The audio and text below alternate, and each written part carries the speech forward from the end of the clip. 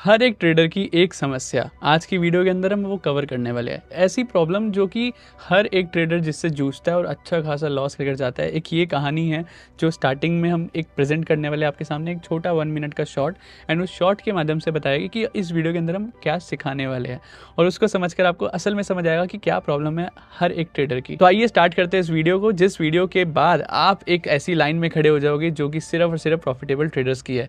और उस वीडियो को स्टार्ट करने से पहले ये स्टोरी देखना। अब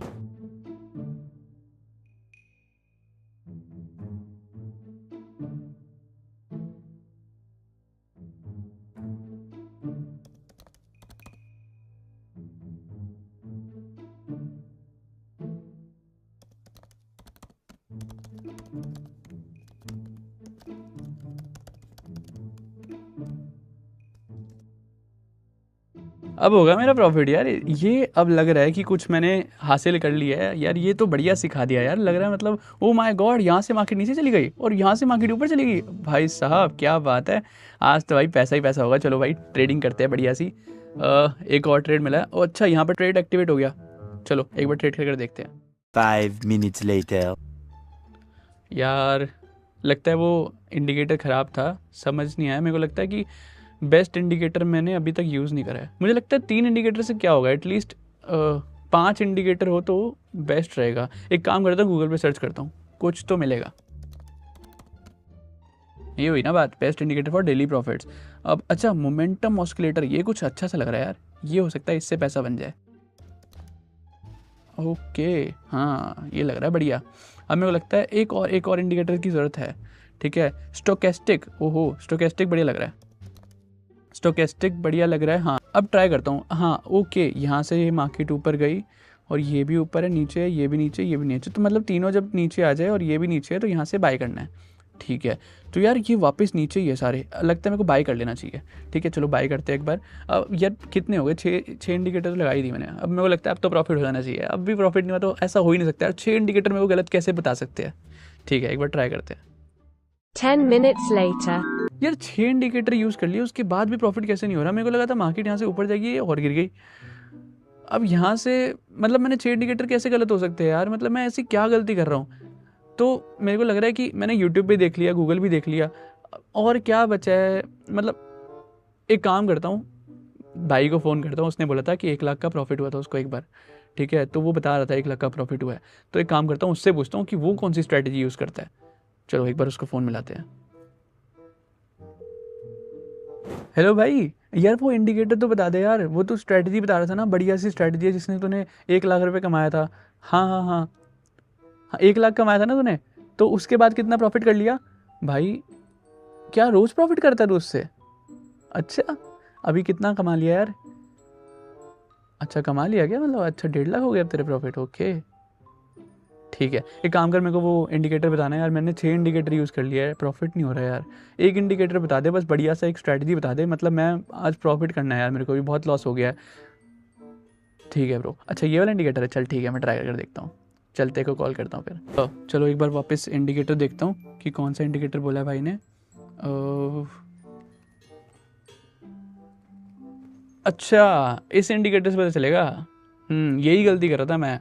हाँ यार ये तो बढ़िया इंडिकेटर है यार। ओके, ये जब जब नीचे आता है मार्केट यहाँ से ऊपर जाती है तभी प्रॉफिट हो रहा है उसका रोज रोज। अच्छा ओके चलो एक बार ट्राई करते हैं इसको। 2000 years later.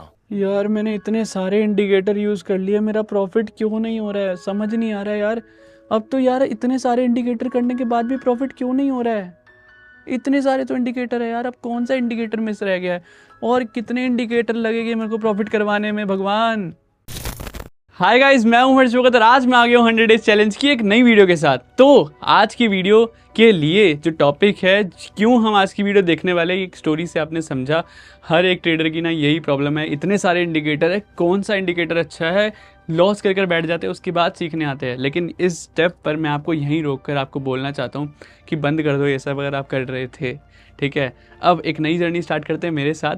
ठीक है, एक ही इंडिकेटर सिखाऊंगा, ओनली 1 इंडिकेटर। ठीक है, ओनली 1 इंडिकेटर सिखाऊंगा, सिर्फ आपको उसको फॉलो करना है। ठीक है, और मार्केट के अंदर कोई भी इंडिकेटर अच्छा नहीं होता, सिर्फ एक इंडिकेटर अच्छा होता है। ठीक है, कोई सा भी एक हो सकता है, कोई सा भी एक। अगर आप सिर्फ मूविंग एवरेज यूज़ करते हो, सिर्फ उसको यूज़ करना है, सिर्फ बॉलिंजर बैंड करते हो, उसको यूज़ करना है। तो लेकिन मैं एक इंडिकेटर बताऊंगा, उसके हर एक चीज़ कैसे कैसे आप यूज़ कर सकते हो, और उस हर चीज़ को मैं आपको एक्सप्लेन करने वाला हूँ आज की वीडियो के अंदर। और वीडियो को एंड तक देखना, क्योंकि लास्ट के अंदर उस इंडिकेटर को पूरा खोल कर रख दिया है कि पूरा इंडिकेटर के अंदर कैसे हर एक चीज़ जो भी होती है पूरा इंडिकेटर को बता दिया है। और उस इंडिकेटर के अंदर एक और इंडिकेटर है जिसको मैं एक्सप्लेन करूंगा वीडियो के एंड के अंदर, और लाइव एग्जांपल आपको दिखाने वाला हूँ वीडियो के एंड के अंदर। तो वीडियो के एंड तक बने रहना। सो पहला क्वेश्चन दिमाग के अंदर क्या आता है? पहला क्वेश्चन आता है कि यार इंडिकेटर क्यों यूज़ करते हैं, हमें इंडिकेटर का काम क्या है?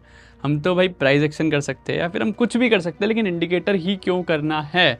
तो सबसे पहले हम वाई वी यूज़ इंडिकेटर पर ही बढ़ते हैं। सबसे पहले मैं बेनिफिट्स बताता हूँ कि इंडिकेटर के अंदर बेनिफिट्स क्या होता है, क्योंकि हम बेसिक से हर्ष वगैरह चैनल पर अगर आप आए हो तो मैं आपको बेनिफिट के साथ साथ ड्रॉबैक भी बताऊंगा कि क्यों हम इंडिकेटर को यूज़ नहीं करते, क्यों नहीं करना चाहिए, या फिर क्यों, क्या दिक्कत है इंडिकेटर के अंदर जो कि हम सुधार सकते हैं, वो भी मैं अभी बताऊंगा। और फिर उसके बाद इंडिकेटर भी बताऊंगा एक, और उसके भी 3 मेथड बताऊंगा जो कि मार्केट में काम करते हैं लाइक हेल, लाइक फायर। ठीक है, तो सबसे पहले how it help in our trading journey. Indicators जो है वो ट्रेडिंग जर्नी के अंदर हमारे कैसे हेल्प करते हैं। सबसे पहला जो पॉइंट है वो है सेविंग टाइम, सबसे इंपॉर्टेंट। बहुत सारी चीज़ें होती है प्राइस एक्शन के अंदर, अगर देखो तो कैंडल स्टिक पैटर्न हो गया, चार्ट पैटर्न हो गया, उसके बाद हमारे support, resistance, demand, supply, role reversal, हर एक चीज़ है। ठीक है, इतनी सारी चीज़ें। उसके बाद हमें past data, previous data, current data और फ्यूचर को प्रेडिक्ट करना पड़ता है। इन सब चीज़ों को आइडेंटिफाई करके एनालिसिस कर उसमें कितना ज़्यादा टाइम एफर्ट जाते हैं। लेकिन ये जो इंडिकेटर्स है, लेट्स से मेरे को देखना है यार लास्ट 20 या फिर लास्ट 200 कैंडल्स का क्या एवरेज रहा है, ट्रेंड किस साइड है। तो या तो मैं 200 को देखूंगा कैंडल्स को, है ना, 1 बाय 1, या फिर मैं सीधा 200 जो है मूविंग एवरेज को यूज़ करूंगा। 200 मूविंग एवरेज देखा तो सीधा मेरे को लास्ट 200 का, लेट्स से मैंने 20 मूविंग एवरेज यूज़ करा तो लास्ट 20 कैंडल्स का मेरे को एवरेज आ गया, तो मेरे को समझ आया कि मार्केट का ट्रेंड किस साइड जा रहा है। राइट, तो ये जो हमारा इंडिकेटर्स है वो हमारा काम आसान करते हैं और हमारा टाइम बचाते हैं, एफर्ट्स बचाते हैं। ठीक है, तो इसकी वजह से इंडिकेटर्स को हमने बनाया। जो प्राइस एक्शन की वीडियो थी उसके अंदर मैंने आपको बताया था प्राइस और टाइम 2 ही चीज़ें मार्केट के अंदर होती है, और उससे निकल कर आता है इंडिकेटर। जो बेसिक मैंने आपको बोला था ना, हर एक वीडियो जो है मेरी 100 डेज चैलेंज की वो लिंक करते हैं एक दूसरे से, तो वहाँ से यहाँ पर आने में आपको समझ आया होगा क्यों इंडिकेटर हमारा सेव करता है टाइम। सेकंड पॉइंट है more accurate insight. Obviously let's say अगर मेरे को 200 मूविंग एवरेज में यूज़ कर रहा हूँ और मैं एक अच्छा टाइम फ्रेम, बड़ा time frame, longer time frame use कर रहा हूँ और बड़ी बड़ी कैंडल्स का, अब मेरे को लेट्स से मैं 1 डे टाइम फ्रेम पर 200 मूविंग एवरेज यूज़ कर रहा हूँ, यानी कि 200 दिन का एवरेज मेरे को एक क्लिक पर मिल गया। ठीक है, और जो वो मेरे को मिलेगा वो बिल्कुल एक्यूरेट होगा, कंप्यूटराइज्ड होगा, उसके अंदर कोई ह्यूमन एरर नहीं होने वाला, क्योंकि वो फॉर्मूलाज से बना हुआ है। राइट, और मैथ्स फॉर्मूला ये कभी गलत नहीं होते। हम खुद अगर बैठेंगे एनालाइज करने तो हम शायद गलती कर सकते हैं, लेकिन कभी भी इंडिकेटर्स जो है वो गलती नहीं करते। जो उसके अंदर फॉर्मूला एक बार सेट कर दिया वो इमोशंस के अंदर आकर गलती मिस्टेक नहीं करने वाले, एनालिसिस नहीं करने वाले, वो थकने नहीं वाले, वो लेजी नहीं है, वो आलसी नहीं है जो गलती कर दे कुछ एनालाइज करने में। हमने जो कमांड किसी इंडिकेटर के अंदर फिट करी हुई है, हमें उसके हिसाब से एक्यूरेट इंसाइट्स मिलेंगे। ठीक है, तो मोर एक्यूरेट इंसाइट मिलते हैं हमें इंडिकेटर्स की हेल्प से। ठीक है, देन उसके बाद है सेव लॉस। ठीक है, थर्ड ऑप्शन से आप समझ रहे होगे, आपके अंदर कंफ्यूजन आएगी कि ये सेव लॉस यानी कि लॉस से कैसे बचाता है। अब मैं आपको एग्जांपल देता हूँ। लेट्स से हम कैंडलस्टिक की बात करते हैं। भाई कभी कभी आपने देखा होगा कि एक कैंडल बनी, ठीक है, उसके बाद हमारी बाइंग कैंडल बनती है, फिर उसके बाद हमारी सेलिंग कैंडल बन जाती है। एक ट्रेड चल ही रहा है बाइंग का, उसी की अगली कैंडल बनती है सेलिंग, फिर एक सेलिंग का ट्रेड एक्टिवेट हुआ है, उसकी अगली कैंडल बनती है बाइंग, उसकी अगली सेलिंग, उसकी अगली बाइंग। तो इतनी सारी कैंडल स्टिक्स, इतने सारे buying selling buying selling buying selling, again वो जो फेवरेट जो मार्केट के अंदर मीम चलता है, मैंने बाय करा मार्केट नीचे चली गई, मैंने सेल किया मार्केट ऊपर चली गई, मैंने और बाय कर लिया मार्केट और नीचे आ गई, फिर मैंने वापस सोचा कि सेल कर देता हूँ, वापस मार्केट ऊपर चली गई, तो मैं बाय करता रहा, मार्केट नीचे आती रही। तो ये क्यों होता है? ये क्यों होता है? इसकी वजह से क्या होता है? हमें लॉस होता है। राइट, तो उस लॉस को बचाने के लिए इंडिकेटर्स जो है हमारे को सब कुछ फिल्टर आउट कर देते हैं। कैंडलस्टिक को भी फिल्टर आउट कर देंगे। लेट्स से हमारे को बाइंग कैंडल बन रही है, लेकिन इंडिकेटर अगर बोल रहा है कि बाइंग साइड नहीं है तो हम उसको इग्नोर कर सकते हैं। लेट्स से हमें प्राइस एक्शन बोल रहा है सेलिंग हो रहा है, लेकिन इंडिकेटर अगर बोल रहा है कि सेलिंग नहीं है तो हम इसे इग्नोर कर सकते हैं, जिससे हम मल्टीपल लॉसेस से बच सकते हैं। ठीक है, तो इसकी वजह से हमारा ये थर्ड पॉइंट था save loss. Fourth point is save over trading, यानी कि अब ऑब्वियसली लेट्स से मैंने आपको एग्जांपल दिया था पहले बाय बना, फिर सेल बना, फिर बाय बना, फिर सेल बना, फिर बाय बना, लगातार अगली कैंडल पे ही बन रहा है, फिर अगली कैंडल पे बन रहा है, और दिन में 50 बार बन रहा है। भाई इतने ट्रेड, इतनी जितना आपका प्रॉफिट नहीं होने वाला उतनी तो ब्रोकरेज चली जाएगी, फिर जीएसटी टैक्स वगैरह ये सब मिला मलू कर आपके हाथ में आएगा बाबा जी का ठुल्लू।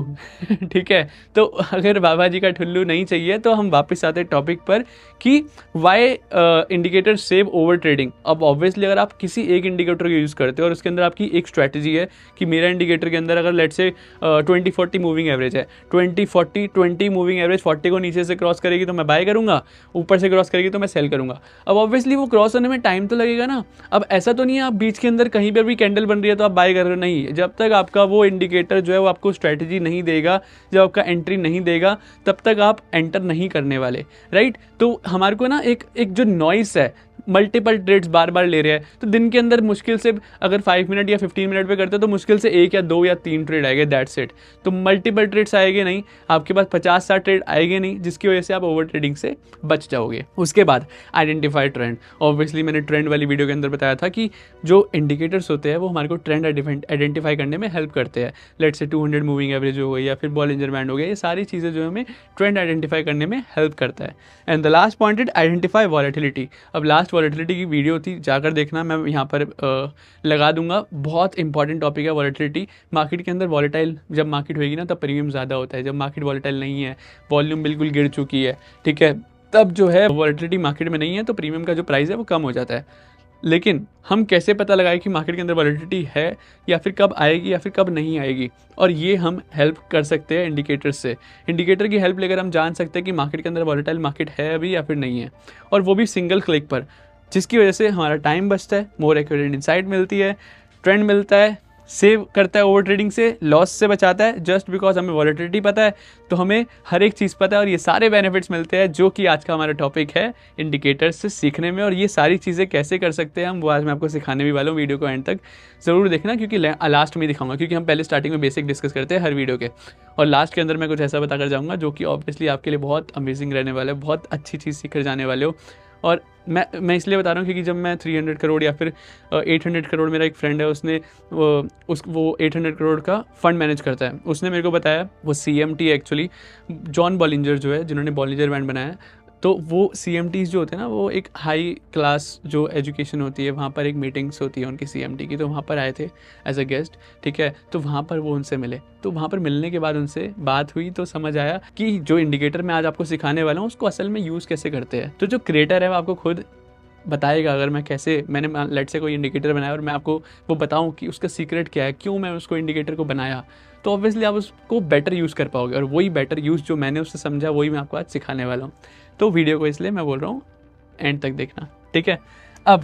अब बात करते हैं ड्रॉबैक्स। ऑब्वियसली हर एक चीज़ का जिसका फ़ायदा है उसका नुकसान भी होता है, ठीक है। तो नुकसान में क्या है, लैगिंग इंडिकेटर्स, मोस्ट इंडिकेटर्स जो होते हैं वो लैगिंग इंडिकेटर होता है। इसका मतलब क्या होता है कि चीज़ें होने के बाद आपको पता लगेगी, ठीक है। बाय होने के बाद आपको इंडिकेटर बताएगा कि बाय कर लो, सेल होने के बाद आपको बताएगा कि सेल कर लो। तो इसको हम ओवरकम कर सकते हैं पीरियड ऑफ टाइम, एक्सपीरियंस के साथ हमें समझ आता है कि कब हमें इंडिकेटर की बात माननी है, कब हमें बात नहीं माननी है, और कब हमें इंडिकेटर के साथ साथ जल्दी डिसीजन लेना है, ठीक है। कब हमें लैगिंग इंडिकेटर से बचना है, कौन सा लैगिंग है कौन सा नहीं है, ठीक है।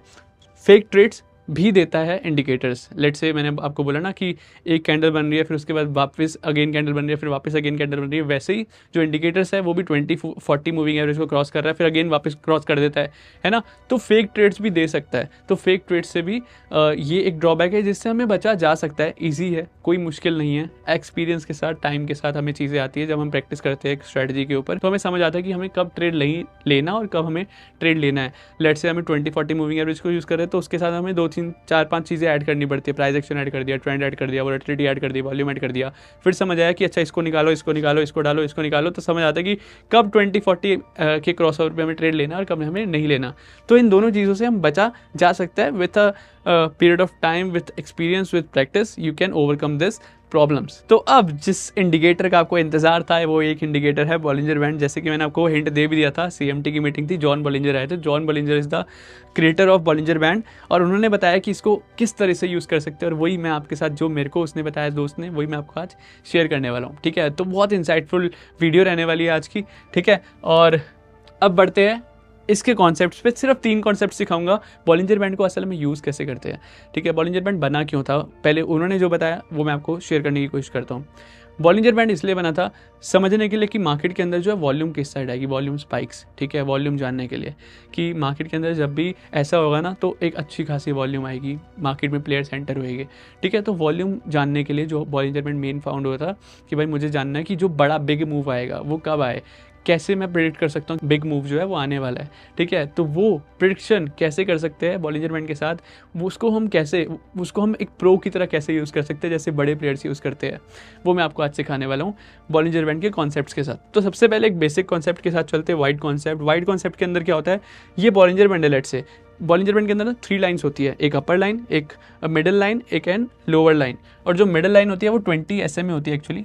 ठीक है, मैं आपको अगेन मैंने बोला था ना एक इंडिकेटर के अंदर एक और इंडिकेटर है, तो बीच वाली लाइन जो होती है वो 20 SM में होती है।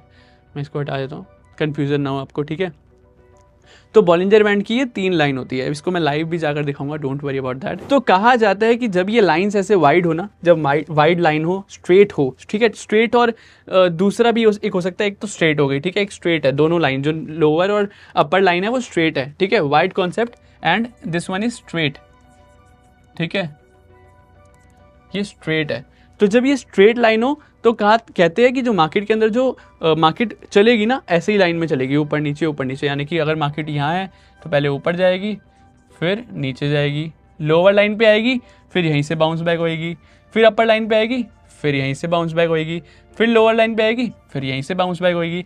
लेकिन दूसरा मेथड क्या है, एक तो हो गया स्ट्रेट मेथड, इसके अंदर जो लाइंस है अपर लाइन और लोअर लाइन ये बहुत इंपॉर्टेंट है। मार्केट अगर इसके अंदर ऐसा होता है ना, लाइंस ऐसे स्ट्रेट है, तो मार्केट के अंदर ऐसे ही जो है, मार्केट के अंदर जो प्राइस है वो ऐसे ही बाउंस बैक करता रहेगा, जो कैंडल्स है यहीं से बाउंस बैक करेगी, अपर लाइन से नीचे, लोअर लाइन से ऊपर।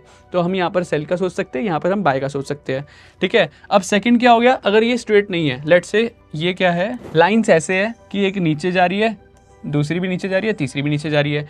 अब जो 3 नीचे जा रही है, तो अब इसके अंदर क्या होता है, डायरेक्शनल, इसके अंदर इसको कहते हैं हम डायरेक्शनल कॉन्सेप्ट। ठीक है, डायरेक्शनल वाइड कॉन्सेप्ट। अब इस डायरेक्शनल के अंदर क्या है, ये वाइड तो है बट एक डायरेक्शन के अंदर, एक डाउनवर्ड डायरेक्शन हो सकती है या फिर अपवर्ड डायरेक्शन हो सकती है। तो जिस भी डायरेक्शन के अंदर होती है वॉलिडिटी उसी साइड होती है, वॉल्यूम उसी साइड होती है, यानी कि मार्केट के अंदर जो कैंडल्स बनेगी वो रेड बनेगी। तो उस साइड क्या होगा, जिस साइड भी बॉलिंजर बैंड की लाइंस होएगी उसी साइड मार्केट के जाने के चांसेस होते हैं और मार्केट वहाँ तक गिरती है। अगर ये नीचे की साइड है तो मार्केट गिरेगी, अगर ऊपर साइड का स्लोप बन रहा है तो मार्केट में ये उठेगी। अब इसको एक लाइव एग्जांपल हम चेक करते हैं चार्ट के ऊपर, आपके फेवरेट निफ्टी के ऊपर चेक करते हैं। ठीक है, ताकि आपको ये जो चीज़ है वो अच्छे से एक बार समझ आ जाए। यहाँ पर मैंने एग्जांपल आपके लिए ओपन करके रखा है, जस्ट अभी मैंने ओपन करा है, देखो ये मार्केट यहाँ पर एंड हुई है और आपको लाइव के अंदर ही दिखाऊंगा, ऐसा कुछ नहीं है जो बहुत ज़्यादा पीछे जाऊँगा। यहाँ पर क्लियर मेरे को ये दिख रहा था वाइड है, ठीक है, लेकिन ये स्ट्रेट है। अब इसके अंदर क्या है कि जब वाइड है और स्ट्रेट है तो बॉलिंजर बैंड को बहुत अच्छे से रिस्पेक्ट मिलती है और जो अपर लाइन है लोअर लाइन को बहुत अच्छी रिस्पेक्ट मिलती है। यहाँ पर आपको मैं लाइव दिखाता हूँ, जब मार्केट यहाँ पर आई क्योंकि स्ट्रेट था तो यहीं से रिवर्स हुई, ठीक है, क्योंकि स्ट्रेट था यहीं से बैक हुई। अब इसके बाद जब डायरेक्शन, अब देखो फर्स्ट हो गया हमारा स्ट्रेट और वाइड, यहाँ पर हुआ तो उसके बाद हमारा ऊपर नीचे हुआ। अब यहाँ पर मैंने जैसे बोला था ना, ये दोनों लाइन को रिस्पेक्ट मिलेगी, क्या मिली। मैं खुला चैलेंज दे रहा हूँ बॉलिंजर बैंड को, जो मैंने ये चीज़ बताई है जाकर खुद चेक करो, प्रीवियस चेक करो, आप एक्यूरेसी मेरे को कमेंट सेक्शन के अंदर बताओ। और मज़ा आ रहा है वीडियो के अंदर तो भी बताओ स्टोरी कैसे लगी स्टार्टिंग में, वो एक नया सोचा था मैंने आपको और ज़्यादा अच्छा लगे, वीडियो देखने में मज़ा आए और चीज़ें सीखने को मिले, क्या आप गलती करते हो क्या नहीं करते, वो भी चीज़ें सीखने को मिले। तो उसके लिए मैंने स्टोरी बनाई थी, कैसी लगी वो स्टोरी जो स्टार्टिंग में, बिल्कुल स्टार्टिंग में जो थी आपके लिए, ठीक है, वो भी मेरे को एक बार बताना, क्योंकि वो कुछ मैंने एक्सपीरियंस के साथ क्रिएटिव कुछ करने की ट्राई करा है, वो मैं चाहता हूँ कि आपका एक मेरे को फीडबैक मिले कैसी लगी वो, ठीक है। तो यहाँ पर वापस आते हैं टॉपिक पर, तो यहाँ पर स्ट्रेट है तो रिस्पेक्ट मिली। अब सेकंड क्या था, डायरेक्शनल, डाउनवर्ड डायरेक्शनल हो गया बॉलिंजर बैंड, ठीक है, तो डाउनवर्ड मार्केट जा रही है, ठीक है। अब मैंने क्या बोला था कि चलो ठीक है डाउनवर्ड हो गया, अपवर्ड देख लेते हैं, अपवर्ड हुआ तो मार्केट अपवर्ड जा रही है। तो हमारा पहला कॉन्सेप्ट जो है यहाँ पर क्लियर होता है लाइव एग्जांपल के साथ। तो मैंने लाइव एग्जांपल दिखा दिया, और लाइव एग्जांपल यहाँ पर दिखाने का मतलब ये है कि ऐसा नहीं है कि सिर्फ यही है, आप जाकर प्रीवियस चेक करो, खुला चैलेंज है, मजा आ जाएगा देखकर। जो चीज़ सिखाता हूँ मैं खुद ट्राई कर चुका हूँ। बॉलिंजर बैंड में मैं समझता हूँ मेरे से ऊपर कोई नहीं है, क्योंकि मैं उसमें एटलीस्ट 2-2.5 साल काम करा है सिर्फ बॉलिंजर बैंड में, उससे भी ज़्यादा शायद। मैंने बॉलिंजर बैंड से ही स्टार्टिंग करी थी सीखने से, ठीक है, और बॉलिंजर बैंड्स में ही काम करने से स्टार्ट किया था। तो बॉलिंजर बैंड की हर एक मूवमेंट मेरे को पता है, मतलब मैं समझता हूँ कि बॉलिंजर बैंड को मैंने बिल्कुल घूट कर पी लिया है। तो बॉलिंजर बैंड के अंदर क्या क्या चीज़ें होती है, I know each and everything, उसको कैसे यूज़ करते हैं, किस टाइम फ्रेम पे क्या होता है, क्या नहीं होता, एवरीथिंग आई नो, ठीक है। तो इसकी वजह से मैं आपको जो सिखा रहा हूँ बहुत कॉन्फिडेंस से सिखा रहा हूँ कि आपको समझ आएगा और बहुत मज़ा आएगा और बहुत अच्छा लगेगा सीख कर भी और उस पर काम कर भी, ठीक है। सेकंड हो गया नैरो रेंज। नैरो रेंज का मतलब क्या हो गया? नैरो रेंज मैंने आपको अगर याद है वॉलेटिलिटी वाले के अंदर, तो मैंने आपको सिखाया था कि बॉलिंजर बैंड को कैसे यूज़ करके हम समझ सकते हैं कि वॉलेटिलिटी जो है वो लो है। तो जब भी मार्केट के अंदर जैसे वाइड है, ये वाइड है, जब मार्केट के अंदर बॉलिंजर बैंड वाइड है उसके बाद वो नैरो हो जाता है, छोटा हो जाता है। जब ये छोटा हो गया यानी कि इसके अंदर जो है वॉलेटिलिटी कम हो जाएगी, यहाँ पर वॉल्यूम जो है वो कम हो जाएगी। मार्केट के अंदर ना मार्केट ऊपर जा रही है ना नीचे जा रही है, एक छोटे से रेंज के अंदर फंस कर रह जाएगी, और उस टाइम बॉलिंजर बैंड जो है वो बिल्कुल नैरो हो जाता है। और जब नैरो हो जाता है तब मार्केट में वापस अगेन बोल रहा हूँ, अपर लाइन और लोअर लाइन को रिस्पेक्ट तो ज़रूर मिलती है, रिस्पेक्ट ज़रूर मिलती है, लेकिन उसके अंदर इतना कम वॉल्यूम होता है, इतनी कम वो स्पेस होता है कि 2-2, 4-4, 5-5 पॉइंट के लिए काम करना है, स्कैल्पिंग करनी है, तो आप इस मार्केट के अंदर कर सकते हो, इस नैरो रेंज के अंदर कर सकते हो। इसका भी लाइव एग्जांपल देखते हैं एक बार, ताकि आपको ये भी बिल्कुल क्लियर हो जाए। हर एक चीज़ क्लियर होनी चाहिए, वरना नहीं होनी चाहिए, ठीक है।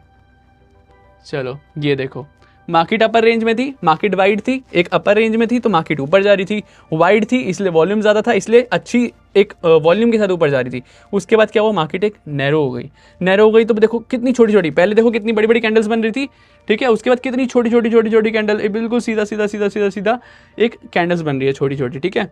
अब इस कैंडल्स के अंदर देख रहे हो आप कितनी वॉल्यूम है, लेकिन अगर आप ध्यान से देखो मैंने क्या बोला था, अपर लाइन को रिस्पेक्ट मिल रही है हर बार, जब भी अपर लाइन पे जाएगी तो बाउंस बैक करेगी, जब भी अपर लाइन पे जाएगी तो बाउंस बैक करेगी, अपर लाइन पे गई बाउंस बैक, लोअर लाइन पे गई बाउंस बैक, इतना बाउंस बैक करा बिल्कुल ऊपर खोला अगले दिन मार्केट। तो नैरो लाइन के अंदर हमें एक अच्छा बाउंस बैक मिलता है, प्लस हमारा जो वॉल्यूम है वो बहुत डिक्रीज हो जाता है, और जो कैंडल्स है बहुत फॉर्मेशन जो है बहुत कम हो जाता है। इसके अंदर आप स्कैल्पिंग के लिए बाय सेल कर सकते हो। तो यहाँ पर मैंने बोला ऊपर सेल नीचे buy, this is the strategy for narrow range. तो अब बढ़ते हैं third and the last method की तरफ। तो इसलिए मैं चाहता हूँ कि आप मुझे बताओ कि आपको कैसा लग रहा है 100 डेज चैलेंज। और आने वाले टाइम के अंदर ना 3 चीज़ें ऐसी शेयर करने वाला हूँ। ये तो सिर्फ मैंने अभी आपको कॉन्सेप्ट सिखा रहा हूँ, ठीक है, इंडिकेटर्स का हो या फिर किसी भी चीज़ का। In from last few videos I am just telling you the concept, I am teaching the concept, just concept, लेकिन एक proper strategy, entry exit plan, ठीक, वो भी लाने वाला हूँ। और वो भी 3 चीज़ों के लिए, एक हो गया स्टॉक्स इंट्राडे, एक हो गया इंडेक्स और एक हो गया स्विंग। तो आपकी सारी प्रॉब्लम्स मैं इस 100 डेज चैलेंज के अंदर कंप्लीट करने वाला हूँ। इतना बेसिक, इतनी सारे जो कॉन्सेप्ट है, इतना नॉलेज, मैं आपको वापस बोल रहा हूँ, अगर आपने एक भी वीडियो मिस करी है वापस जाकर वापस देख कर आओ पहले वो वीडियो, क्योंकि वो सारी वीडियो देखने के बाद ही आप वो स्ट्रैटेजी के ऊपर परफेक्टली काम कर पाओगे। और कहते हैं ना कि हर जगह सीख लिया लेकिन पैसा नहीं बन रहा, क्योंकि एक आपको करिकुलम नहीं दिया गया, वो जो मैं दे रहा हूँ आपको। इसलिए सारी वीडियो देखो, देन स्ट्रैटेजी जब आएगी तो अमेजिंग मज़ा आने वाला है। तब तक आप हर एक चीज़ ऑलरेडी सीख चुके होगे 100 डेज कैपिटल चैलेंज के अंदर। तो बढ़ते वापस कॉन्सेप्ट की तरफ। आज का लास्ट कॉन्सेप्ट है रेंज ब्रेकआउट, ठीक है। अब रेंज तो मैंने आपको सिखा दिया था, वाइड हमारा हो गया, रेंज हमारा हो गया। अब रेंज ब्रेकआउट क्या है? तो मार्केट जब एक रेंज में फंस जाती है, जब मैंने आपको बोला कि यहाँ पर वॉल्यूम कम हो जाएगा, जब मार्केट एक रेंज में फट जाएगी, तो लेकिन हमेशा एक चीज़ ध्यान रखो, जब वॉल्यूम कम मार्केट में हो जाती है तो थोड़े टाइम के बाद वॉल्यूम एकदम से बहुत ज़्यादा आती है। क्योंकि जब वॉल्यूम कम हो गई यानी कि यहाँ पर जो बड़े प्लेयर्स हैं वो यहाँ पर लोगों को फंसा रहे हैं, ना वो ऊपर जाने दे रहे हैं ना नीचे जाने दे रहे हैं, एक जगह पर फंसा कर रख दिया है। अब जब ये फटेगा तो यहाँ पर जितने, या तो एक साइड या तो 2 साइड में से दो साइड होती है मार्केट के अंदर, बायर और सेलर। अब यहाँ पर एक साइड तो हारेगा, और जो हारेगा वो बिल्कुल एग्जिट करेगा। अब लेट्स से यहाँ पर अगर सेलर हारते हैं तो सेलर हारने का मतलब है जिन्होंने सेल करा हुआ था अब वो बाय करेंगे, राइट। एग्जिट करने के लिए सेल को बाय करते हैं, राइट। तो उससे क्या होगा, मार्केट ऊपर जाएगी। लेकिन यहाँ पर जीता कौन? बायर। तो अगर बायर जीतेगा तो बायर तो मार्केट को ऊपर लेकर जा ही रहा है, सेलर हार रहा है तो उसके एग्जिट की वजह से मार्केट और ऊपर जाएगी। इसी वजह से जब भी मार्केट के अंदर ऐसा रेंज होता है और रेंज का जब ब्रेकआउट होता है, और ब्रेकआउट होगा ऐसे, जब बॉलिंजर बैंड जब रेंज में होता है ना, वो ब्रेकआउट जो बॉलिंजर बैंड है वो ऐसे वाइड खुल जाता है, रेंज से ऐसे खुल जाता है। और जब ऐसा होता है और जिस भी साइड खुलता है तो वहाँ पर जो है मार्केट जो है वो रॉकेट बनती है, एक बहुत बड़ा मूव आता है, ठीक है। तो हमें रेंज ब्रेकआउट में क्या करना चाहिए, रेंज ब्रेकआउट के अंदर ये समझ लो कि जब भी रेंज का ब्रेकआउट होएगा तब मार्केट के अंदर एक बहुत ज़्यादा वॉल्यूम आएगी, वॉलेटिलिटी आएगी। जिस भी साइड जो बंदा जीतेगा, या तो बायर जीतेगा या फिर सेलर जीतेगा। एक स्ट्रैटेजी भी मैं ऑलरेडी ला चुका था, बहुत पहले मैंने सिखाई थी, लेकिन डोंट वरी अबाउट दैट, मैं एक और स्ट्रैटेजी लाने वाला हूँ जो कि कमाल की होने वाली है। इंडेक्स की हो, स्टॉक्स इंट्राडे हो या फिर स्विंग हो, मैं तीनों चीज़ें आपके लिए फ्री ऑफ कॉस्ट इस चैनल के ऊपर लाने वाला हूँ। वो प्रीमियम नॉलेज जो आपको कोई और नहीं देगा, सिर्फ फर्जी वगैरह चैनल पे मिलने वाली है, क्योंकि वो हमारी खुद की पर्सनल बनाई हुई स्ट्रेटजीज़ है। इसकी वजह से आपको कोई और नहीं दे पाएगा, डुप्लीकेट हो नहीं सकती क्योंकि हमने बनाई है, ठीक है। तो यहाँ वापस टॉपिक पर आते हैं। रेंज ब्रेकआउट हो गया, तो रेंज ब्रेकआउट जब होगा तो मार्केट के अंदर एक वॉल्यूम आती है, रेंज जब टूटेगी तो मार्केट के अंदर एक बहुत अच्छा मूव आता है। तो इसी वजह से जो जॉन बॉलिंजर ने बनाई थी ये स्ट्रेटजी कि हमें रेंज का पता चले, हमें वॉल्यूम का पता चले, वॉलेटिलिटी का पता चले, मार्केट के अंदर ट्रेंड का पता चले। अब ट्रेंड कैसे जान सकते हैं, जैसे मैंने बोला था डायरेक्शनल जो था हमारा डायरेक्शनल वाइड रेंज से हमें एक ट्रेंड का भी पता चलता है, ठीक है। प्लस अगर आपको एक बोनस, चलो बोनस दे देता हूँ, ठीक है, बोनस दे देता हूँ। 200 SMA है, 200 SMA है, SMA डेली टाइम फ्रेम पे जाओगे, डेली टाइम फ्रेम पे, डे टाइम फ्रेम, ठीक है।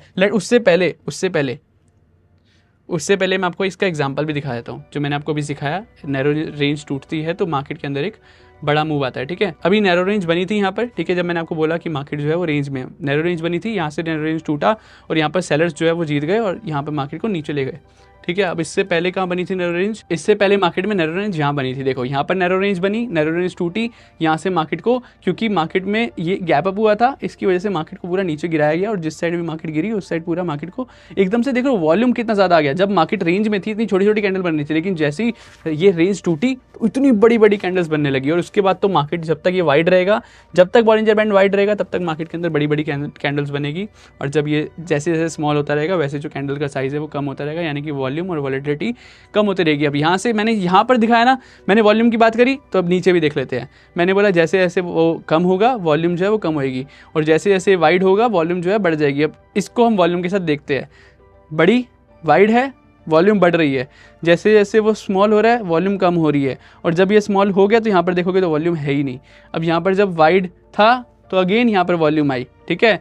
अब यहाँ पे वाइड है तो वॉल्यूम है। अब यहाँ पर अगेन जब ये रेंज में चला जाएगा, देखो रेंज में चला गया तो वॉल्यूम जो है वो लेस हो गई। तो वॉल्यूम ये को रिलेटेड है, ठीक है। तो ये जो इंडिकेटर्स है वॉल्यूम बेस्ड, ये सब प्राइस, एक्शन, टाइम, ये सबको कैलकुलेशन मिलाकर एक इंडिकेटर बनता है। तो इंडिकेटर कैसे हेल्प करता है, बेनिफिट्स मैंने बताए थे, कैसे बेनिफिट्स है वो मैंने आपको बता दिया। 200 SMA जो बोल रहा था, डेली टाइम फ्रेम पे जो बोनस है आपके लिए, डेली टाइम फ्रेम पे जो 200 SMA है वो आपको कैसे यूज़ करना है 200 SMA को, चलो वो मैं आपको एक बार यहीं पर लाइव दिखा देता हूँ। तो सिंपल मूविंग एवरेज का क्या कॉन्सेप्ट होता है, 200 SMA on daily time frame, यहाँ पे 4 आवर्स भी कर सकते हो तो थोड़े से ज़्यादा सिग्नल्स मिलते हैं, ठीक है। कम सिग्नल मिलेंगे ऑन डेली टाइम फ्रेम, लेकिन जब यहाँ मिलेंगे तो बढ़िया मिलेंगे।